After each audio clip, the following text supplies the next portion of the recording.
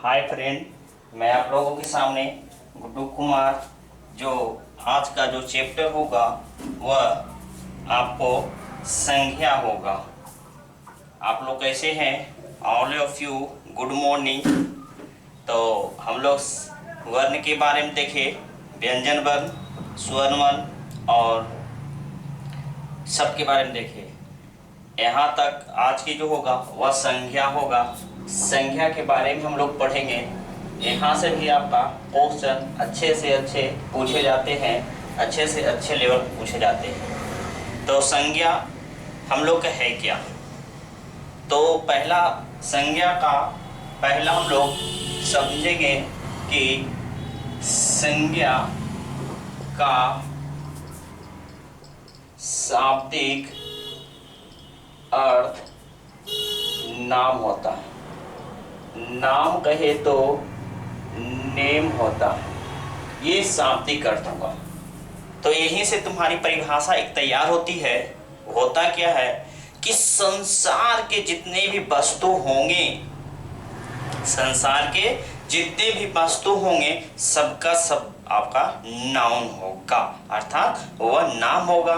अर्थात ऐसे परिभाषा हो सकते हैं कि आंख बंद करने के बाद और आंख खोलने के बाद, या तो कहो जब हम आंख खोलते हैं तो जितने भी वस्तु दिखाई देता है, तो आने जो भी आपका दिखाई देने वाला सामग्री होगा वह तुम्हारा सबका सब संज्ञा होगा। जैसे हमारे यहाँ कैमरा हो गया, लैपटॉप हो गया, चार्जर हो गया, बल्ब हो गया, पंखा हो गया, टेबल हो गया, बोर्ड हो गया, मार्कर हो गया, एयरफोन हो गया, शर्ट हो गया, सभी का सभी ये समय का क्या हो गया? तो संज्ञा हो गए।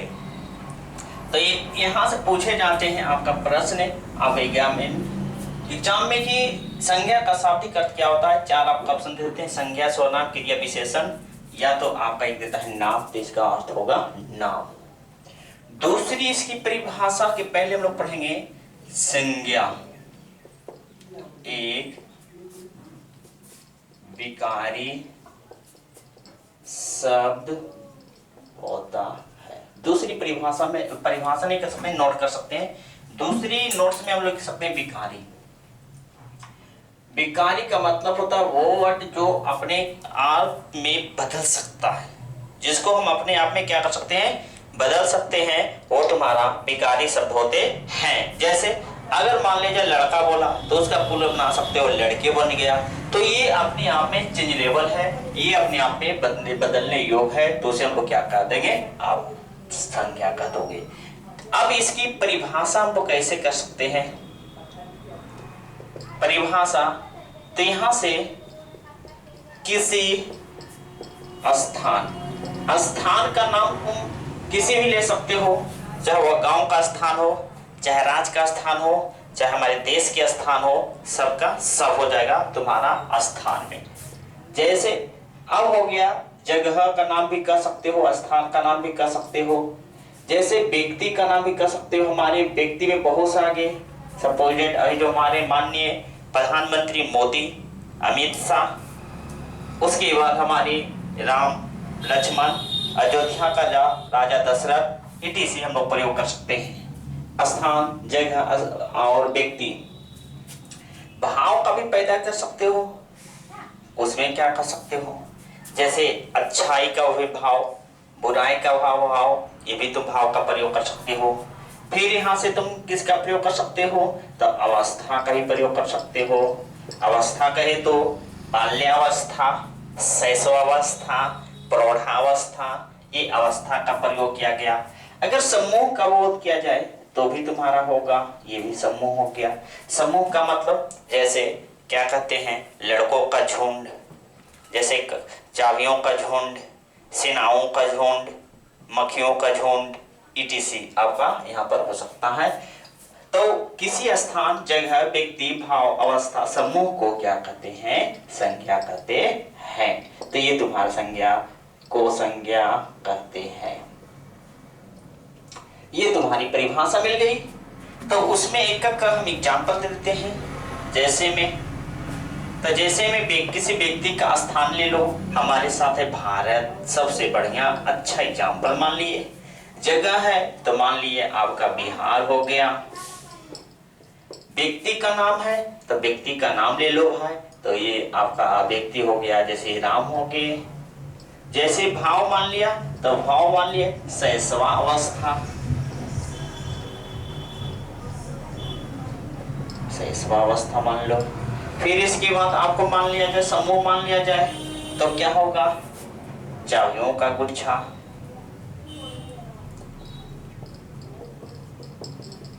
चाबियों का गुच्छा, तो ये तुम्हारा ETC यहां से कर लेते हैं। ये तुम्हारा हो गया संज्ञा का आपका बोध कराने वाले। अब यहां से हम लोग बात करते हैं किसके, कि संज्ञा का भेद कितने होते हैं। संज्ञा के भेद, तो यहां से संज्ञा का भेद में विवाद है।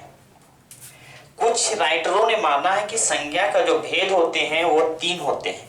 अब कुछ राइटरों को मानना है हमारा कि आपका संज्ञा के होते हैं जो 5 होते हैं। तो कुछ बताते हैं 3 और कुछ बताते हैं 5। अब इसमें दिक्कत है। दिक्कत क्या है कि पहला काम है कि जिसको कहते हैं गणना, काउंटिंग, जिसको कहते हैं व्युत्पत्ति,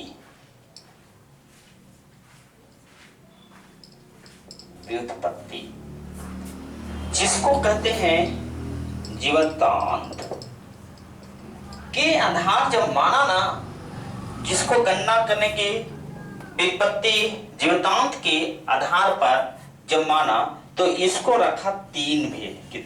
कितना रखा, 3 भेद।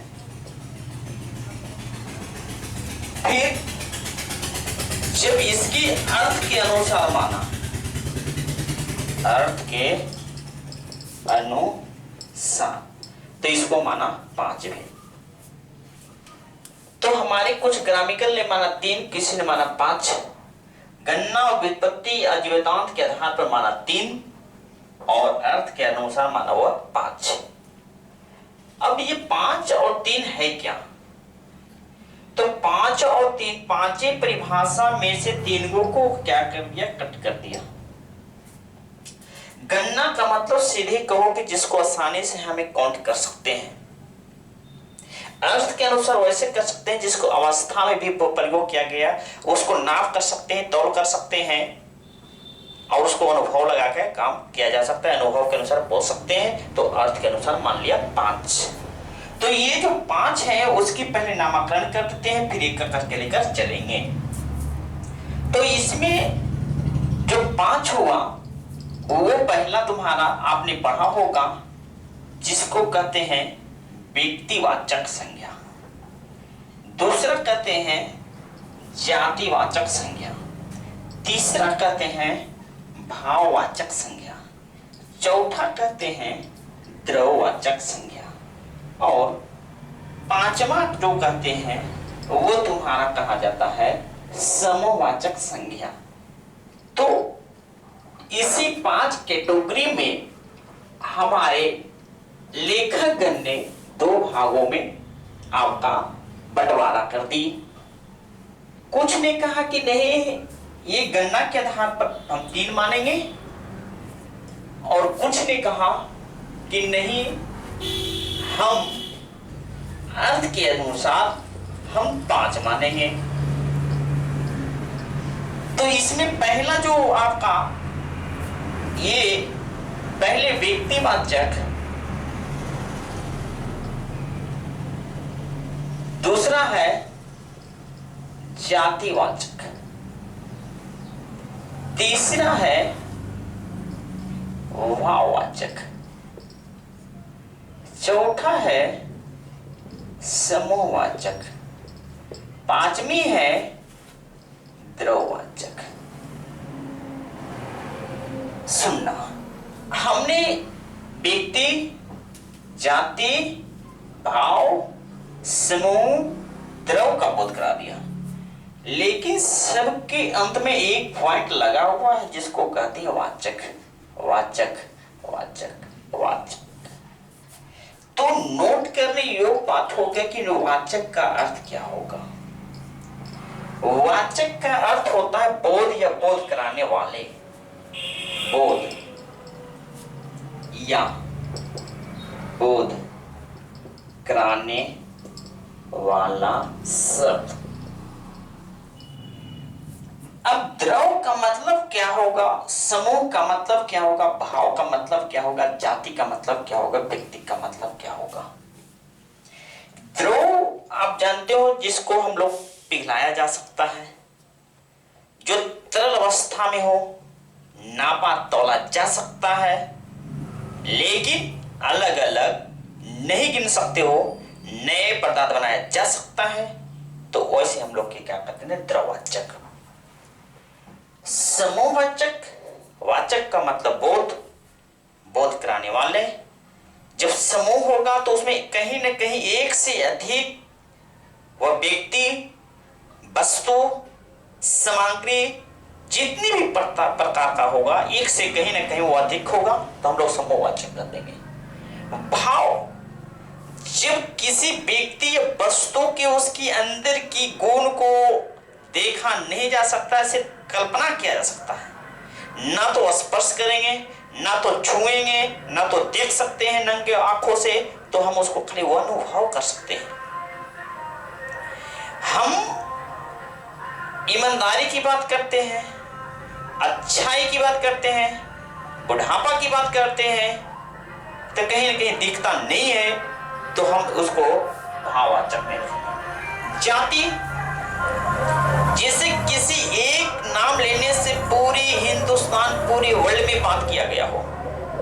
एक चीज से, एक नाम लेने से पूरी के पूरी इंडिया, विदेश, राज्य, कंट्री, गांव, मोहल्ला, सब पूरी के पूरी जाति का बोध करा जाए, तो उसमें आपका जातिवाद सीख गया। फॉर द एग्जाम्पल, जैसे बोले गाय, तो हमारी दुनिया में जितना होगा गाय का सबका सब। जैसे बोले पेड़, सबका सब, नदी सबका सब। लेकिन अगर व्यक्ति की बात कहा गया हो, तो किसी खास व्यक्ति, वस्तु की बोध किया गया हो, तो हमारा क्या होता है, व्यक्तिवाचक संज्ञा होती है। जो अपनी व्यक्ति की बोध कराया, उसमें एक पहचान आया, एक नई सी पहचान का बोध कराया जाएगा, तो हम लोग कहेंगे व्यक्तिवाचक संज्ञा। जिससे किसी खास व्यक्ति, वस्तु का बोध कराया गया हो, तो उसे हम लोग कहते हैं व्यक्तिवाचक संज्ञा। तो चलते हैं, हम एक एक पॉइंट लेते हैं पहले कि व्यक्तिवाचक संज्ञा है क्या। हेलो, तो ठीक है, यहाँ तक हम वीडियो को समाप्त करते हैं। फिर आपकी अगले वीडियो को हम रिकॉर्डेड करके देंगे, अब वीडियो बना कर दिया जाएगा। Thank you for